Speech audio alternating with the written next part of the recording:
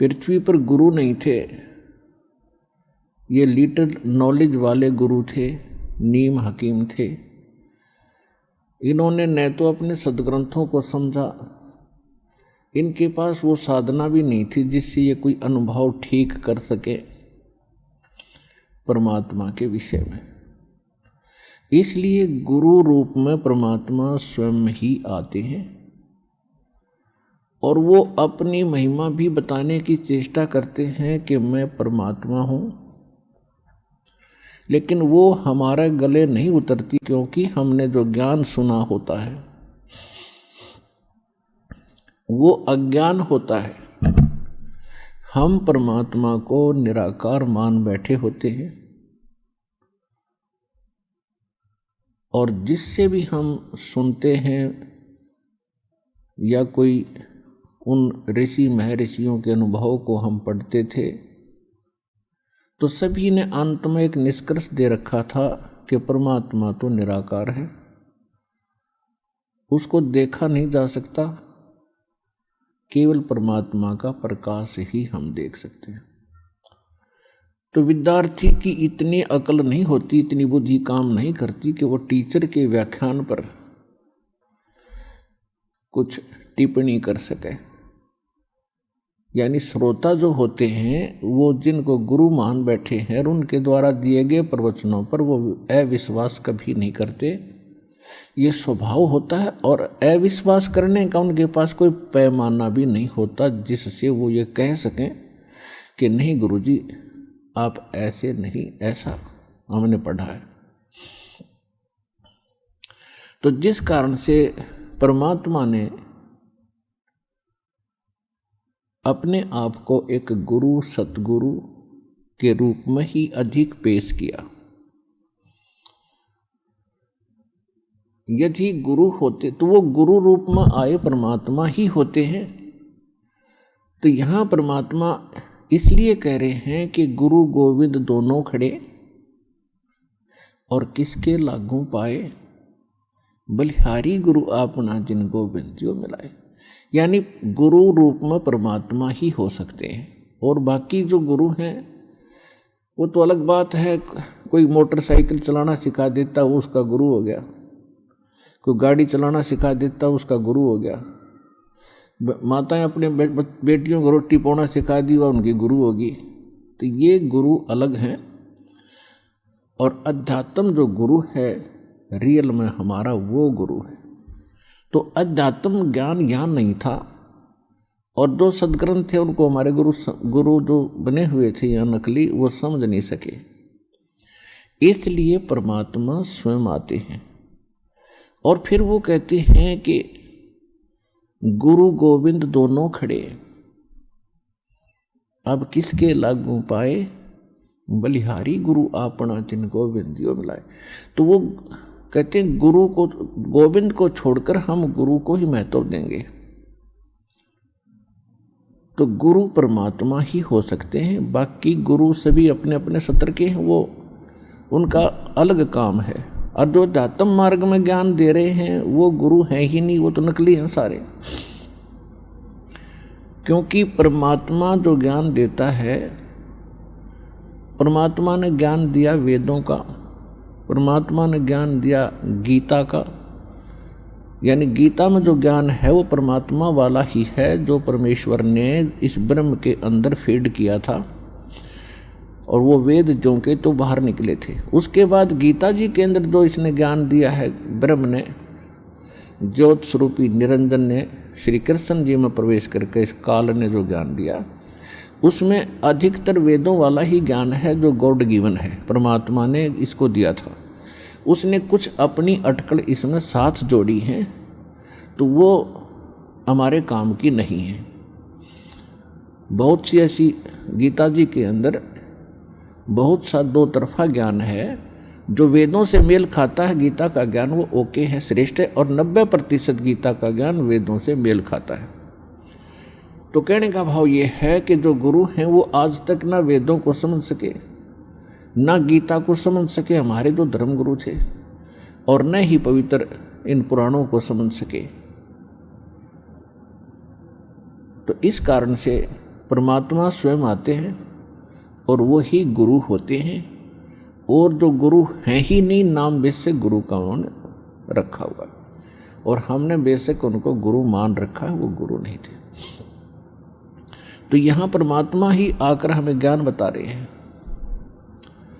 सतगुरु के उपदेश का लाया एक विचारे, जय सतगुरु मिलते नहीं तो जाते नरक द्वार। नरक द्वार में दूत सब करते खिंचातान, उनसे कबू ना छूटते फिर फिरते चारों खान। कबीर चार खानी में भरमते कबू न लगते पार, सो फेरा सब मिट गया मेरे सतगुरु के उपकार। सात समुद्र की मसी करूं, लेखनी करूं बन राय, धरती का कागज करूं, गुरु गुण लिख्यो न जाए। कबीर राम कृष्ण से कौन बड़ो, उन्हों भी गुरु कीन, तीन लोक के वे धनी, गुरु अग अधीन। परमात्मा ने अध्यात्म मार्ग के अंदर प्रथम जो कड़ी है वो गुरु बताया है, और गुरु के बिना जो साधना करते हैं, मनमुखी साधना करते हैं, वो साधना नहीं है, उनका व्यर्थ प्रयत्न है। इसलिए गुरु बिन माला फेरते, गुरु बिन देते दान, गुरु बिन दोनों निष्फल हैं, से पूछो वेद पुराण। गर्भ योगेश्वर गुरु बिना, लाग्या हर की सेव, कहें कबीर बैकुंठ से वो फेर दिया सुखदेव।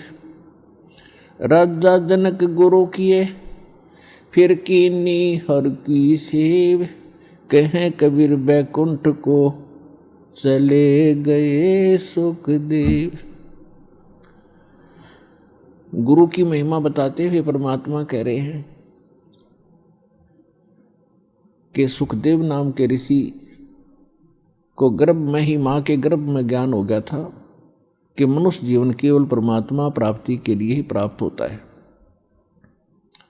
और हम बाहर आकर के अपने मूल उद्देश्य को भूलकर केवल सांसारिक जोड़ तोड़ में, इन कोठी बंगले के बनानों में ही अपना जीवन नष्ट करके और एक हारे हुए जुहारी की तरह हाथ मसलते हुए चले जाते। जब हम ये संसार छोड़कर चलते हैं तब हमें सब पता लग जाता है कि हमसे भारी भूल हुई। हमने वो काम तो किया ही नहीं जो मनुष्य जीवन का करना था। ये तो पक्षियों जैसे ही काम किए और उसी में सारा जीवन नष्ट करके और फूले फिरते रहे। फिर ये वहाँ जाके रोता है जीव धर्मराज के सामने खड़ा होकर के, जहाँ इसका न्याय किया जाता है, इसका हिसाब होता है। तब बहुत रोता है, बहुत पछताता है, इसको पश्चाताप करता है। फिर इसको सब बातें याद आती हैं कि जब तू मानव शरीर प्राप्त करके यहाँ से गया था, कितना शुक्र मनाया था भगवान का, और क्या क्या प्रॉमिस किया था भगवान, भक्ति गणी करूँगा और पेट गुजारा तो आपने ही देना है दाता। तो उस समय उसको याद आती हैं वो बातें। पौ फाटी पगरा भया, जागी जिया जून, सबका हो को देत है वो चोंच समाना चून। सभी प्राणियों का, जितने भी ब्रह्मांडों के अंदर जितने प्राणी हैं, सबका वो परमात्मा पालन करता है और सभी की उसको चिंता है। क्योंकि माँ के गर्भ में जब ये बालक होता है उस समय ना माता सहाय कर सकती है, ना कोई पिता का सहयोग वहाँ काम कर सकता है। तो वहाँ पालन कौन करता आपका, वहाँ आपका सुरक्षा करने वाला कौन था? तो वहाँ भी उस परमेश्वर ने ही आपकी सुरक्षा की, आपका पोषण किया। चाहे जुगाड़ कुछ भी जोड़ा उसने, कोई तरीका बनाया, माँ की नाभि से आपकी नाभि जोड़ दी और आपका शरीर पुष्ट हुआ। और माँ के गर्भ में आप बहुत दुखी होते हो, ऊपर को पैर होते हैं, नीचे को सिर होता है, और बाहर आके आप भगवान भूल जाते हो। कबीर साहब कहते हैं, दुख में सुमरण सब करे, सुख मुकुर ना कोय, जय सुख में सुमरण कर, तो दुख कहे को होए। परमात्मा याद दिलाते हैं कि जब तुम पर आपत्ति आ जाती है तब तो भगवान दिखाई देता है, और जब तक तुम्हारे पूर्व जन्म के संस्कार ठीक होते हैं, आपके पुण्य चलते हैं और आप अपने आप को सुखी महसूस करते हैं। वैसे तो यहाँ सुख है नहीं, हम झूठे सुख कोई सुख मान बैठे। कबीर साहब कहते हैं, झूठे सुख को सुख है ये मान रहा मन मोद, जो सकल चबीना काल का कुछ मुख में कुछ गोद। फिर भी जब तक हम सुखी महसूस करते हैं तो भगवान से कोसों दूर रहते हैं। और भगवान की पूजा कैसी करते हैं? महीने 2 महीने 6 महीने में कभी इष्ट धाम पर मत्था टेक आए, शुक्रवार मंगलवार को प्रसाद बांट दिया, किसी दिन व्रत रख लिया।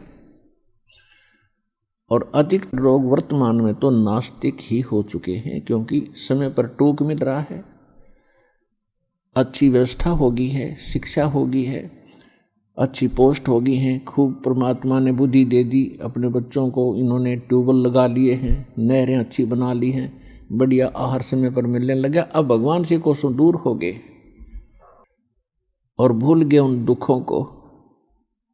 परमात्मा कहते हैं, इसे सुख के आग लगे जो भगवान ते दूर करे। परमात्मा कहते हैं, सुख के माथे पत्थर पड़ो जो नाम हृदय ते जावे, और बलिहारी व दुख के जो पल पल नाम रटावे। पुराने समय में हमारे पूर्वज बताया करते थे बुजुर्ग कि वर्षा ना होती थी, भगवान को याद किया करते थे, कोई भी दुख आता था भगवान को बैठकर याद करते थे, हमारी आपदाएं टला करती थी। और अब भगवान 100 कोस दूर हो गया, अब तो बिजली याद रहती है, बिजली ना ही ट्यूबवेल चलाऊं वो भगवान याद नहीं आता। तो परमात्मा कहते हैं, इस सुख बाढ़ में पड़ो जिससे भगवान की भूल पड़े। तो सत्संग में आने से फिर हमें याद होता है कि भगवान की कितनी आवश्यकता है। तो सत्संग में आने से फिर सुखी भी भगवान की भक्ति करेंगे। यदि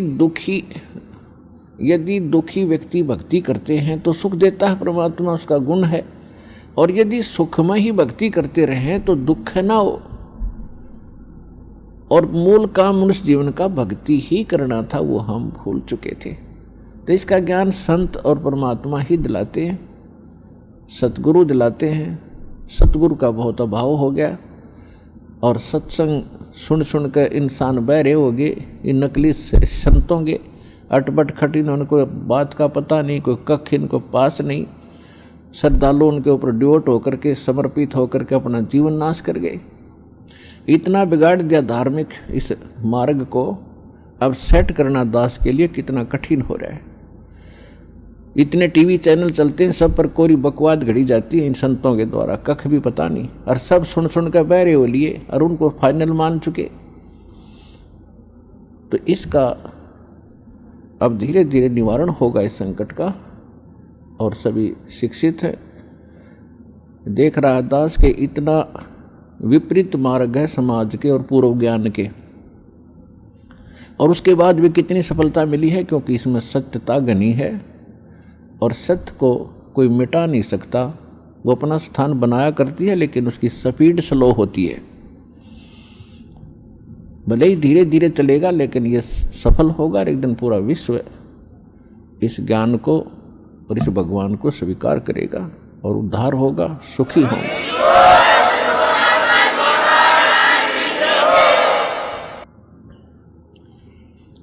तो प्रसंग चल रहा है कि जब ये भगवान के दरबार में पहुंच जाता है तब इसको सारी बात याद आती है। जब वहाँ से चला था, मनुष्य जीवन पाकर आते हैं तो सभी उसके साथी बधाई देते हैं कि मेहर होगी भगवान की तेरे पे, और भगवान ना बोलिए, घनी भक्ति करिए, पीछा छुटवा के आना अब के। तो वहाँ से हम भी बहुत खुश होते हैं कि परमात्मा अब को और काम मैं नहीं करूँ, आपको याद करूँगा, और आप जो मस्तिष्क में लिखा वो तो आप देते ही देते हो। ये तो विधान है भगवान का, और पेट गुजारे के लिए आवश्यक काम करूँगा, बाकी समय में आपको याद करूँगा। तो यहाँ आने के बाद इसको इतनी भूल गिर देता है ये काल कि ये पिछला सब भूल जाता है, और नए सिरे से इसकी पढ़ाई शुरू होती है। ये तेरा चाचा या तेरी चाची, ये तेरा मामा, ये तेरा बुआ, तेरी बुआ, और इस तरह से फिर इसको पढ़ा करके ये संसारिक ये मंत्र, माया कैसे इकट्ठी करनी चाहिए, बड़ी कोठी बना ले बड़ी इज्जत हो जाएगी, तो ये नए मंत्र सिखाए जाते हैं इसको। और जब ये सत्संग में आता है तो इसको पता चलता है कि एक काम और आवश्यक था इस मानव शरीर का, जो शुरू भी नहीं किया। तो वहाँ से परमात्मा के दरबार में जब ये जाता है, इसको सारी बात याद आती है, और फिर ये हाथ जोड़ता है धर्मराज के सामने कि हे महाराज, एक मनुष्य जीवन और दे दो, अब के कति नहीं बोलूँगा। धर्मराज फिर उसकी पिछली हिस्ट्री चालू कर देता है। असंख्य जन्म हो गए, हमने मानव शरीर प्राप्त किया, इनमें बकवादों में खोया, और वहाँ जाके फिर न्यों रोया। तो वो उसकी थोड़ी सी क्लिप दिखा देता है कि ले, तू तो झूठा बहुत है, और पहले भी ऐसे प्रॉमिस तूने किए थे, एक पूरा नहीं किया। उसकी पिछली फिल्म चला देता, देख इस जन्म में मनुष्य जीवन मिला, क्या कह रहा है तू, और क्या कर रहा है जाके नीचे, और आके फिर क्या कह रहा है, एक जन्म और दे दो, फिर दूसरा, फिर तीसरा। 1 मिनट के अंदर उसको हजारों मनुष्य जन्म दिखा देता है कि गधे तू ऐसी बकवास करता है, यहाँ आकर तेरी समझ में आ जाती है, वहाँ तू सुनता नहीं, भाग यहाँ से।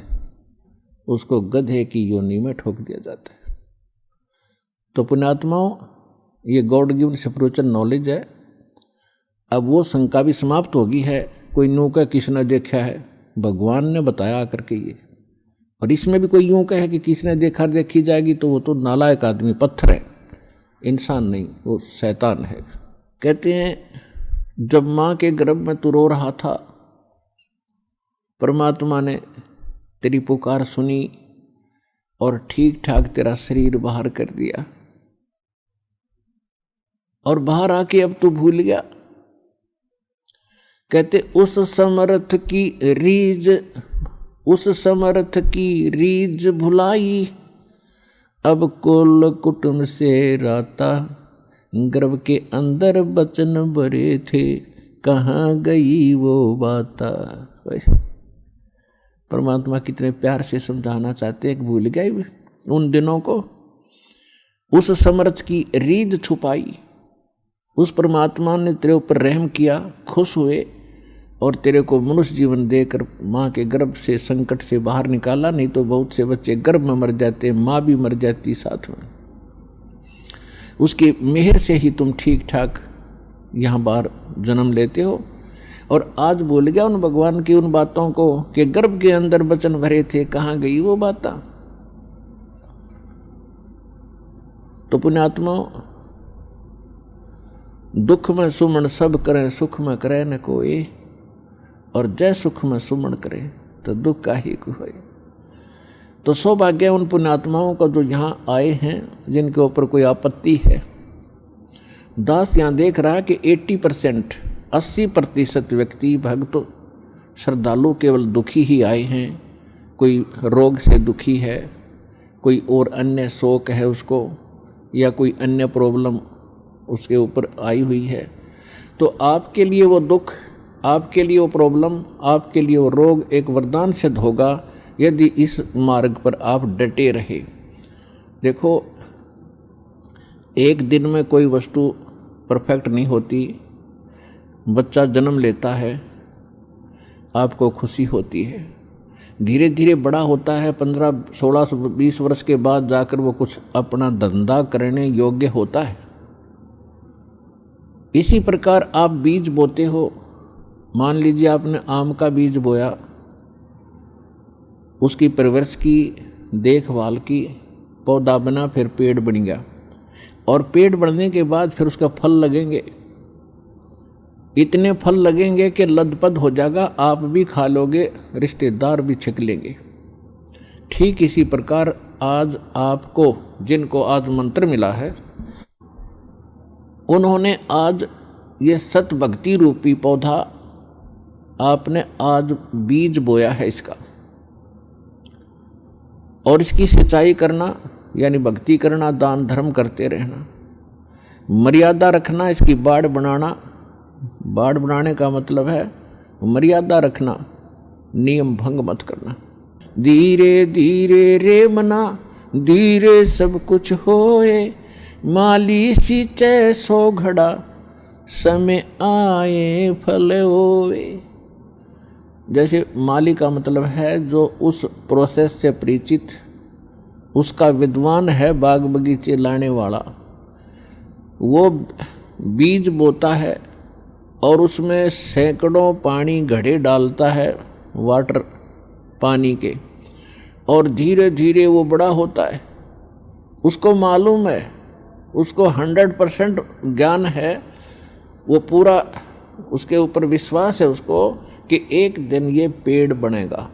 अगर मैं इसकी सुरक्षा ठीक रखूँगा, इसको रोग से बचा कर रखूँगा, और बड़ा होए पाछे फिर देखना मेरे वारे न्यारे कर देगा। तो ठीक इसी प्रकार ये राम नाम का आज ये सच्चा बीज बोया है। आज तक तो आपको आम का नाम लेकर बबूल का बीज बुआ रखा था, और उस बबूल यानी किक्कर की डंडी की आप खूब सेवा भी कर रहे थे, तो बबूल कहता बबूला लगेंगे, आम नहीं लग सकते। भक्ति भी करते थे, ऋषि महर्षि भक्ति खूब करी, जीवन गाल दिए, राज भी त्याग के भगवान के लिए जंगल में जा बैठे। लेकिन वो आम का पेड़ ना होने से, आम का बीज ना बोने से बबूल का बीज बो लिया, उनमें सिद्धियाँ आ गई।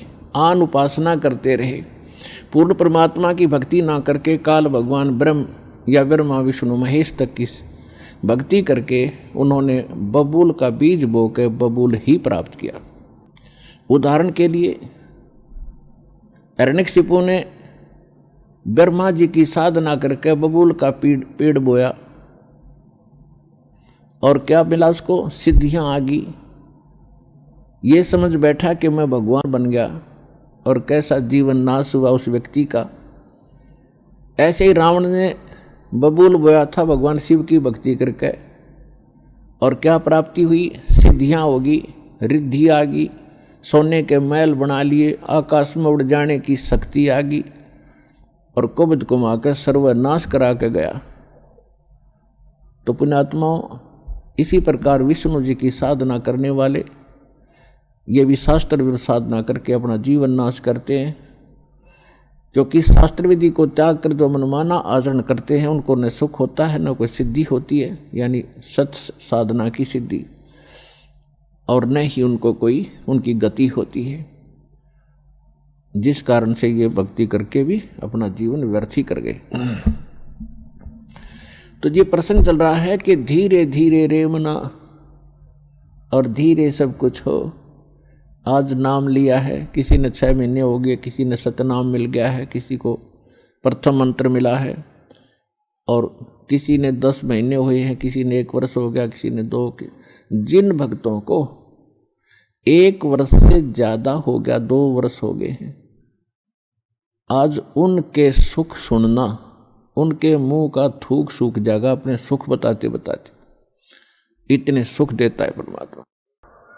और कुछ अनजान कहते हैं जी मैं 4 बार आ लिया, गणिया कोई लाभ सा विशेष नहीं हुआ। ये उसके लिए प्रार्थना है कि धीरे धीरे रे मना, धीरे सब कुछ हो, माली सींचे 100 गड़ा, समय आए फलो। और दूसरा कारण ये होता है, सतगुरु के दरबार में भाई कमी कहे की ना, अनसा मौज नहीं पावता है तेरी चूक चाकरी मां। इस सच्चे दरबार में किसी चीज की कमी नहीं है। यदि आपको कोई राहत परमात्मा से नहीं मिल पा रही है तो आपका कनेक्शन ठीक नहीं है। अपन आत्माओं जैसे एक मेन लाइन आई है बिजली के तारों की, और वहां से पूरी कॉलोनी को कनेक्शन मिला हुआ है, और किसी एक व्यक्ति का पंखा नहीं चल रहा या मोटर नहीं चल रही या कोई भी आइटम नहीं चल रहा, तो उसका कोई और कारण हो सकता है। या तो पंखा खराब हो सकता है या मोटर खराब हो सकती है, उसको चेक कराओ। और सारा ही व्यवस्था नहीं चल रही कोई भी, तो आपका कनेक्शन ठीक नहीं है। तो यहाँ एक बहुत बड़ी हम गलती करते हैं कि मर्यादा ना रख के भगवान का हम आशीर्वाद प्राप्त नहीं कर पाते, जिस कारण से आप जी का वो कनेक्शन कट जाता है। कहते परमात्मा कहते औखद खावे और पत्थर है, औखद खावे और पत्थर रखे और तब पावे मोक्ष। जैसे दवाई लेते हैं, औषधि लेते हैं, तो उसके साथ कुछ परहेज भी होते हैं। तो इस मार्ग में परहेज कंपलसरी है, परमात्मा के इस मार्ग में। और परहेज वही हैं जो हमने वैसे ना करने चाहिए। बीड़ी, शराब, मांस, तम्बाकू, अन्य देवताओं की पूजा, ये तो वैसे ना करनी चाहिए। बताओ और परहेज क्या है? तो इस करके ये तो अवश्य रखने ही पड़ेंगे यदि आपने भगवान से लाभ लेना है और मोक्ष प्राप्ति करनी है। तो कहने का भाव ये है कि नाम जिन्होंने ले लिया, धीरे धीरे सब काम होंगे। थोड़ा समय दो दाता को, इतने उतावले ना हो। जैसे एक कहता है जी मैंने नाम लिया, मेरा सारे सुख हो गए, तो इसके। अब दूसरा कहता है जी मैं 4 बार आ चुका हूँ, अभी तक विशेष राहत मिली नहीं है। पुण्यात्माओं, ये परमात्मा का मार्ग है, इसके लिए आपने ये ध्यान रखनी पड़ेंगी जो बातें दास बता रहा है। अब जैसे किसी का कोई रोगी है और उसको एक्सीडेंट हो गया किसी का, और उससे ब्लड निकल रहा है, रक्त, और उधर से टांग टूट गई, उस पीड़ा भी बहुत घनी हो रही है। तो डॉक्टर सबसे पहले उस स्थान को ऑपरेशन या किसी कारण से ठीक करेगा जहाँ से ब्लड निकल रहा है। अगर उसका ब्लड निकल गया तो नाश मृत्यु हो जाएगी, और वो उस तरफ ध्यान नहीं देगा कि टांग टूट रही है और ये रो रहा है, चिल्ला रहा है कि मुझे पीड़ा है। डॉक्टर इलाज भी कर रहा है और वो ये सोच रहा है कि डॉक्टर का जानना को नहीं, मैं मर गया, मेरी तो टांग टूट गई। लेकिन डॉक्टर पागल नहीं है। डॉक्टर पहले देख रहा है कि ये करना आवश्यक है, ये टांग तो बाद में जुड़ जाएगी, इस तरह मरा नहीं गा ये। तो इसी प्रकार आपके जिन्होंने दीक्षा ले ली है और जिनके ऊपर कोई ऐसी आपदा आनी है कि आपकी मृत्यु होनी हो, तो पहले परमात्मा उस मृत्यु को रोकेगा। बाकी संसारिक सुख तो फिर आपका ढेर लगा देगा, आपका जीवन एक्सटेंड हो गया था। तो इस बात को आप ध्यान रखना। यह कोई बालकों का लेख नहीं है, और इतने एक मनुष्य जीवन का मिलना हंसी खेल नहीं है। एक सांस भी मनुष्य जीवन की मिलना आपको बालकों का खेल नहीं है, और ये आपको 100-150 वर्ष एक्सटेंड कर देता है। ये परमपिता, ये पूर्ण परमात्मा है।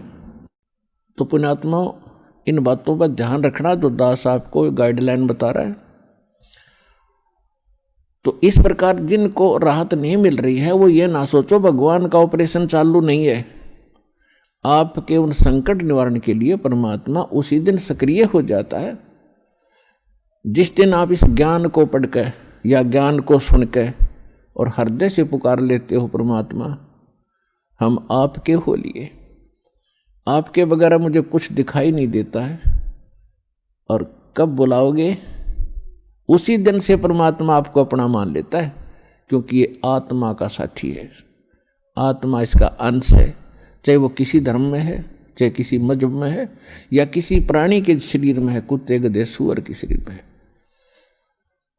तो ये परमात्मा उसी दिन से आपको स्वीकार कर लेता है यदि आप हृदय से पुकारते। और जिस समय नाम ले लेते हो फिर तो बातें खत्म हो जाती है कि आपके कोई सुनवाई ना हो या आपके संकट दूर ना हो। उसके लिए यही कारण हो जाता है कि परमात्मा पहले वो संकट टालेगा जो तेरी जान को जोखिम करेंगे। आपको जीवन एक्सटेंड करके फिर धीरे धीरे तेरे सारे आपके सभी कार्य, आवश्यक कार्य जो होंगे सारे ठीक करेंगे। देखो ये भक्ति मार्ग है। यदि आप यहाँ आते हो बरवाला आश्रम में तो आपको सबसे पहले ये उद्देश्य बनाना होगा कि मुझे मोक्ष चाहिए। और जो ये कहते मैं फैक्ट्री लाऊं, मैं मंत्री बनूं, एमएलए बन जाऊं, मेरा आशीर्वाद दे दो गुरुजी, देखो ये आशीर्वाद यहाँ पर आपको नहीं मिलेंगे, क्योंकि ये तो भगवान से दूर